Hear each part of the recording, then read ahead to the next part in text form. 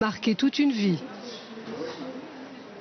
Elle est la Jeanne d'Arc chinoise et son histoire traverse les siècles en étant toujours aussi moderne. La légende de Mulan, cette jeune femme qui partit à la guerre sous les traits d'un homme et devint générale, est présentée à Paris sous le plus grand chapiteau du monde par les étoiles du cirque de Pékin avant une grande tournée française. Nicolas Lemarinier, Frédéric Faure.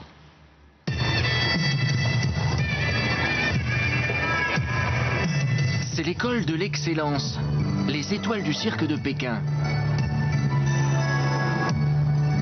Des jongleurs, des équilibristes, en représentation à Paris avant une tournée en France.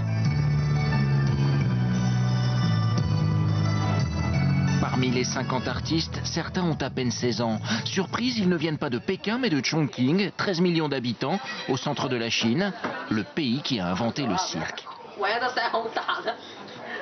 Commencent à faire du cirque, c'est quand ils ont environ 6 ans ou 7 ans. Et ils commencent à pratiquer ça et ils vivent ensemble. Et jusqu'à l'âge de 18 ans, 20 ans, ils commencent à jouer. Un mélange de tradition et de discipline quasi militaire, ce sont les ingrédients du succès. Et cela jusqu'aux dernières minutes avant le spectacle.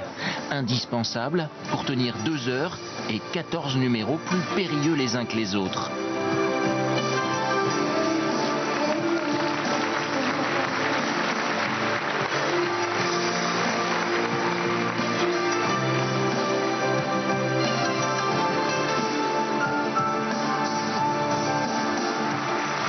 Et il n'y a pas que les enfants qui sont conquis. Moi, je trouve ça super magique, poétique, et je trouve ça super beau. Qu'est-ce que tu as aimé, toi? Comment ils font les acrobaties. Une légende ancienne en guise de scénario, un spectacle avec un savoir-faire qui se perpétue depuis des siècles.